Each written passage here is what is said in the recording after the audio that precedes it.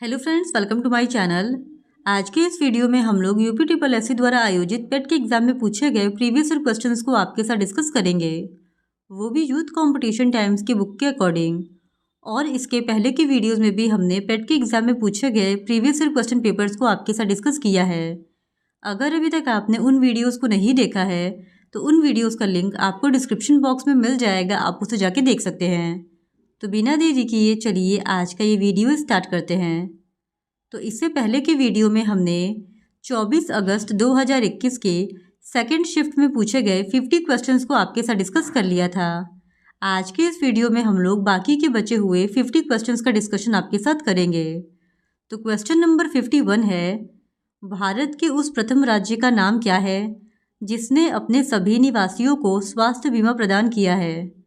तो इस क्वेश्चन का सही जवाब हो जाएगा ऑप्शन सी, राजस्थान। राजस्थान भारत का प्रथम राज्य है जिसने अपने सभी निवासियों को स्वास्थ्य बीमा प्रदान किया है। फिर क्वेश्चन नंबर 52, आरबीआई ने 22 जुलाई 2021 से किस भुगतान तंत्र को नए कार्ड जारी करने पर प्रतिबंध लगा दिया है? तो इस क्वेश्चन का सही जवाब हो जाएगा option A, master card. RBI ने 22 जुलाई 2021 से मास्टर कार्ड जारी करने पर सभी बैंकों पर प्रतिबंध लगा दिया है। फिर क्वेश्चन नंबर 53, योग के बारे में जागरूकता बढ़ाने के उद्देश्य से भारत में किसके द्वारा मोबाइल ऐप नमस्ते योग शुरू किया गया? तो इस क्वेश्चन का सही जवाब हो जाएगा ऑप्शन सी, आयुष मंत्रालय। योग के बारे में जागरूकता बढ़ाने के उद्देश्य से भारत में मोबाइल ऐप नमस्ते योग आयुष मंत्रालय द्वारा शुरू किया गया है और यह 12 जून 2021 को लॉन्च किया गया था। फिर question number 54, Tokyo para Olympics 2021 में किसको भारतीय दल के ध्वजवाहक के लिए नामित किया गया? तो शुरू में मरियप्पन थंगावेलु को भारतीय दल के ध्वजवाहक के लिए नामित किया गया था, परंतु कोविड-19 से संक्रमित पाए जाने के कारण यह जिम्मेदारी टेक चंद्र को सौंप दी गई, जिस कारण आयोग ने इस प्रश्न के लिए सभी को समान नंबर दिए हैं। फिर क्वेश्चन नंबर 55, 2021-22 के दूसरे क्वार्टर के लिए सुकन्या समृद्धि खाते की ब्याज दर क्या है? तो इस क्वेश्चन का सही जवाब हो जाएगा ऑप्शन ए, 7.6%। फिर क्वेश्चन नंबर 56, भारतीय सेना ने कश्मीर में अपनी एक फायरिंग रेंज का नाम बॉलीवुड अभिनेत्री डैश के नाम पर रखा है। तो इस क्वेश्चन का सही जवाब हो जाएगा ऑप्शन डी, विद्या बालन। भारतीय सेना ने कश्मीर में अपनी एक फायरिंग रेंज का नाम अभिनेत्री विद्या बालन के नाम पर रखा है और यह रेंज गुलमर्ग में स्थित है। फिर क्वेश्चन नंबर 57, वर्ष 2021 के लिए किस देश का पासपोर्ट विश्व में सबसे शक्तिशाली पासपोर्ट की श्रेणी में सबसे ऊपर है? तो इस क्वेश्चन का सही जवाब हो जाएगा ऑप्शन डी, जापान। हेरल पासपोर्ट सूचकांक में 2021 में विश्व का सबसे मजबूत पासपोर्ट जापान का है, जहां के नागरिक 193 देशों की यात्रा वीजा फ्री या वीज़ा ऑन अराइवल के साथ कर सकते हैं। इस सूची में द्वितीय स्थान पर सिंगापुर है और भारत का नाम इस लिस्ट में 84 नंबर पे है। फिर क्वेश्चन नंबर 58, तमिलनाडु विधानसभा 2021 का चुनाव किस राजनीतिक दल ने जीता? तो इस क्वेश्चन का सही जवाब हो जाएगा ऑप्शन ए, डीएमके ने। फिर क्वेश्चन नंबर 59, वैश्विक शांति सूचकांक 2021 में कौन सा देश शीर्ष पर है? तो इस क्वेश्चन का सही जवाब हो जाएगा ऑप्शन सी, आइसलैंड। फिर क्वेश्चन नंबर 60, कौन सी राज्य सरकार ने मुख्यमंत्री दलित सशक्तिकरण योजना को लागू किया है? तो इस क्वेश्चन का सही जवाब है ऑप्शन ए, तेलंगाना। फिर क्वेश्चन नंबर 61, निम्न में से किस देश को थंडर ड्रैगन की भूमि के नाम से जाना जाता है? तो इस क्वेश्चन का सही जवाब हो जाएगा ऑप्शन बी, भूटान को। फिर क्वेश्चन नंबर 62, रियाद किस देश की राजधानी है? तो इस क्वेश्चन का सही जवाब हो जाएगा ऑप्शन सी, सऊदी अरब की। फिर क्वेश्चन नंबर 63, क्षेत्रफल की दृष्टि से भारत का निम्न में से कौन सा राज्य सबसे छोटा है? तो इस क्वेश्चन का सही जवाब हो जाएगा ऑप्शन बी, गोवा। क्षेत्रफल की दृष्टि से गोवा भारत का सबसे छोटा राज्य है। फिर क्वेश्चन नंबर 64, राज्यसभा के चुने हुए सदस्यों का कार्यकाल कितने वर्षों का होता है? तो इस क्वेश्चन का सही जवाब हो जाएगा ऑप्शन सी, 6 वर्षों का। राज्यसभा के चुने हुए सदस्यों का कार्यकाल 6 वर्ष का होता है और राज्यसभा एक अस्थायी सदन है जिसको कि भंग नहीं किया जा सकता। फिर क्वेश्चन नंबर 65, विश्व में संयुक्त राष्ट्र दिवस कब मनाया जाता है? तो इस क्वेश्चन का सही जवाब है ऑप्शन बी, 24 अक्टूबर को। संयुक्त राष्ट्र संघ की स्थापना 24 अक्टूबर 1945 को ब्रेटन वुड्स सम्मेलन के द्वारा न्यूयॉर्क में किया गया था और इसका मुख्यालय न्यूयॉर्क में स्थित है। फिर क्वेश्चन नंबर 66, अंतर्राष्ट्रीय न्यायालय कहाँ स्थित है? तो इस क्वेश्चन का सही जवाब हो जाएगा ऑप्शन बी, द हेग में। अंतर्राष्ट्रीय न्यायालय द हेग में स्थित है। फिर क्वेश्चन नंबर 67, विश्व प्रसिद्ध खजुराहो मूर्तिकलाएं स्थित है? तो इस क्वेश्चन का सही जवाब है ऑप्शन बी, मध्य प्रदेश में। खजुराहो की मूर्तिकला मध्य प्रदेश के छतरपुर जिले में स्थित है और खजुराहो हिंदू एवं जैन धर्म के स्मारकों का एक समूह है। यहाँ के मंदिरों का निर्माण चंदेल वंश के शासकों ने करवाया था और यहाँ के प्रसिद्ध मंदिरों में विश्वनाथ मंदिर, सूर्य मंदिर, पार्वती मंदिर, कंदरिया महादेव मंदिर, लक्ष्मण मंदिर और 64 योगिनी मंदिर आदि शामिल हैं। फिर क्वेश्चन नंबर 68, प्रसिद्ध नवकालेबारा उत्सव इनमें से किस राज्य से संबंध है? तो इस क्वेश्चन का सही जवाब हो जाएगा ऑप्शन डी, ओडिशा राज्य से। प्रसिद्ध नवकालेबारा उत्सव ओडिशा राज्य से संबद्ध है। फिर क्वेश्चन नंबर 69, निम्न में से कौन सी एक हरित गृह गैस नहीं है? तो इस क्वेश्चन का सही जवाब है ऑप्शन बी, नाइट्रोजन। नाइट्रोजन हरित गृह गैस नहीं है। हरित गृह गैसों में methane, carbon dioxide, chlorofluorocarbon, nitrous oxide, जलवाष्प एवं ओजोन आदि शामिल हैं। फिर क्वेश्चन नंबर 70, अर्जुन पुरस्कार किस लिए दिए जाते हैं? तो इस क्वेश्चन का सही जवाब है ऑप्शन सी, खेल के क्षेत्र में उत्कृष्ट प्रदर्शन के लिए। फिर क्वेश्चन नंबर 71 to 75 तक के लिए हिंदी का एक गद्यांश दिया है और इस गद्यांश को पढ़कर पूछे गए क्वेश्चंस को सॉल्व करने हैं। तो ये रहा वो गद्यांश और यहाँ पे पूछा गया है क्वेश्चन। तो क्वेश्चन नंबर 71 है, उपर्युक्त गद्यांश में प्रयुक्त स्पृहणी शब्द का अर्थ है? तो इस क्वेश्चन का सही जवाब हो जाएगा ऑप्शन ए, प्राप्त करने योग्य। स्पृहणी शब्द का अर्थ प्राप्त करने योग्य होता है।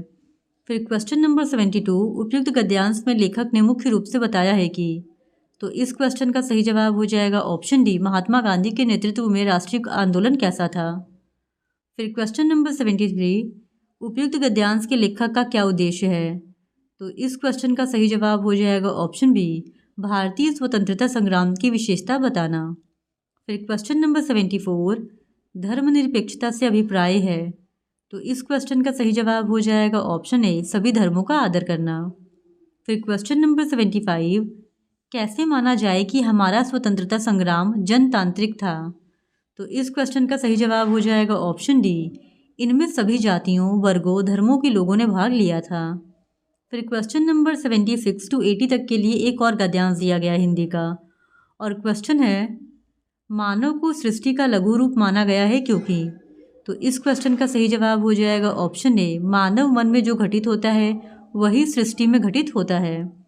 फिर क्वेश्चन नंबर 77, वैज्ञानिक दृष्टि का अपेक्षाकृत अभाव होता है? तो इस क्वेश्चन का सही जवाब हो जाएगा ऑप्शन बी, साहित्य शास्त्री में। फिर क्वेश्चन नंबर 78, मानव शरीर को यंत्रवत कहा गया है क्योंकि? तो इस क्वेश्चन का सही जवाब है ऑप्शन सी, अवयव रूपी पुर्जों के विकृत होने से शरीर यंत्रवत निष्क्रिय हो जाता है। फिर क्वेश्चन नंबर 79, शल्य चिकित्सकों के द्वारा स्वीकार की गई दायित्वपूर्ण चुनौती थी? तो इस क्वेश्चन का सही जवाब हो जाएगा ऑप्शन सी, अंग प्रत्यारोपण द्वारा शरीर को सामान्य बनाना। फिर क्वेश्चन नंबर 80, अनुच्छेद में प्रयुक्त निरामय शब्द का पर्याय है? तो इस क्वेश्चन का सही जवाब हो जाएगा ऑप्शन बी, स्वस्थ। फिर क्वेश्चन नंबर 81 to 85 तक के लिए एक लाइन ग्राफ दिया गया है और इंस्ट्रक्शन है कि निम्नांकित रेखा चित्र में सीमेंट का विभिन्न वर्षों के दौरान उत्पादन मिलियन टन में दर्शाया गया है। इसका अध्ययन करें और निम्नलिखित प्रश्नों के उत्तर दीजिए। तो क्वेश्चन नंबर 81 है, उत्पादन अधिकतम स्तर तक इस वर्ष घटा? तो इस क्वेश्चन का सही जवाब हो जाएगा ऑप्शन बी, 2015-16 में। फिर क्वेश्चन नंबर 82, उत्पादन में पिछले वर्ष की तुलना में वर्ष डैश के दौरान अधिकतम वृद्धि हुई? तो इस क्वेश्चन का सही जवाब हो जाएगा ऑप्शन ए, 2013-14 में। और ये जितने भी क्वेश्चंस हैं वो दिए गए लाइन ग्राफ को देखकर ही करने हैं। तो आई होप कि आपने उस लाइन ग्राफ का स्क्रीनशॉट ले लिया हो। फिर क्वेश्चन नंबर 83, प्रथम 3 वर्षों के दौरान औसत उत्पादन था। तो इस क्वेश्चन का सही जवाब हो जाएगा ऑप्शन सी 48 मिलियन टन। फिर क्वेश्चन नंबर 84, सीमेंट का अधिकतम उत्पादन वर्ष में दर्ज किया गया था। तो इस क्वेश्चन का सही जवाब हो जाएगा ऑप्शन बी 2014-15 में। फिर क्वेश्चन नंबर 85, वर्ष 2011-12 के दौरान उत्पादन वृद्धि प्रतिशत पिछले वर्ष की तुलना में था। तो इस क्वेश्चन का सही जवाब है ऑप्शन ए 31.8%। फिर क्वेश्चन नंबर 86 टू 90 तक के लिए एक बार ग्राफ दिया गया है और इंस्ट्रक्शन है कि दिया गया ग्राफ एक वस्तु एक्स के आयात को 2013 से 2019 के मध्य करोड़ रुपए में दर्शाता है। दर्शाए गए चित्र पर आधारित प्रश्नों के उत्तर दे। तो इस बार ग्राफ के बेसिस पे जो भी प्रश्न पूछे जाएंगे उनको हमको आंसर करने हैं। तो क्वेश्चन नंबर 86 है, वर्ष 2014-15 से 2015-16 के दौरान एक्स के आयात में वृद्धि प्रतिशत है। तो इस बार ग्राफ को देखकर ही हम जितने भी क्वेश्चंस पूछे जाएंगे सबको सॉल्व करेंगे। तो इस क्वेश्चन का सही जवाब हो जाएगा ऑप्शन बी 33.3%। फिर क्वेश्चन नंबर 87, सभी वर्षों के लिए वर्ष दर वर्ष एक्स के आयात की वृद्धि का औसत करोड़ में है। तो इस क्वेश्चन का सही जवाब हो जाएगा ऑप्शन ए 260 करोड़। फिर क्वेश्चन नंबर 88, विगत कितने वर्षों तक एक्स का आयात एक्स की औसत आयात से अधिक था। तो इस क्वेश्चन का सही जवाब हो जाएगा ऑप्शन सी 2। फिर क्वेश्चन नंबर 89, एक्स की औसत आयात से अधिक आयात और एक्स की औसत आयात से कम आयात के वर्षों का अंतर है। तो इस क्वेश्चन का सही जवाब हो जाएगा ऑप्शन बी 2। फिर क्वेश्चन नंबर 90, वर्ष 2018-19 के दौरान एक्स के आयात में प्रतिशत वृद्धि सभी वर्षों के एक्स के आयात की उसके औसत से कितनी है। तो इस क्वेश्चन का सही जवाब हो जाएगा ऑप्शन डी 64.38%।